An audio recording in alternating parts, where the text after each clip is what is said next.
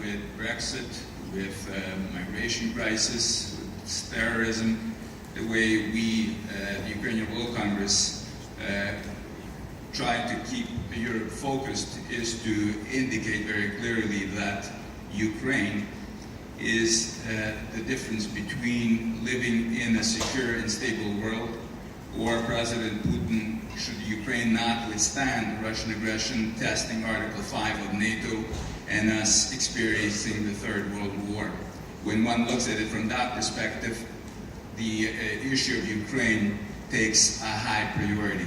I think that the Russian president has indicated with cyber attacks, state terrorism in the UK, with financing political parties and interfering in election processes in the various countries, that clearly this is not simply a question of Ukraine. This is challenging Western democracies, and we can either wake up and smell the coffee or suffer the consequences.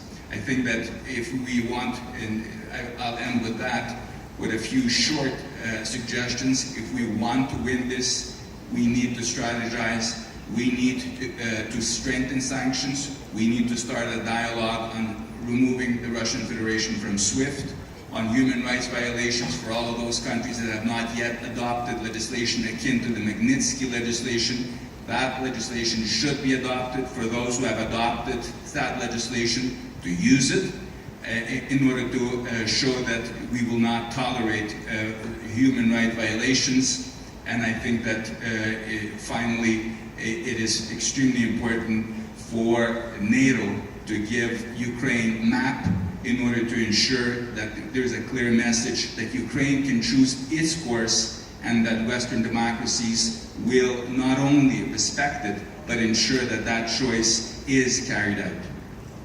Thank you everyone. I think my personal answer to the question whether Ukraine is falling or radar is it might be falling off radar, but it's not going anywhere, as a challenge and as an opportunity. And unless we together address that, we're not going anywhere either, except for the coffee break in a second. Please join me in a round of applause for everyone.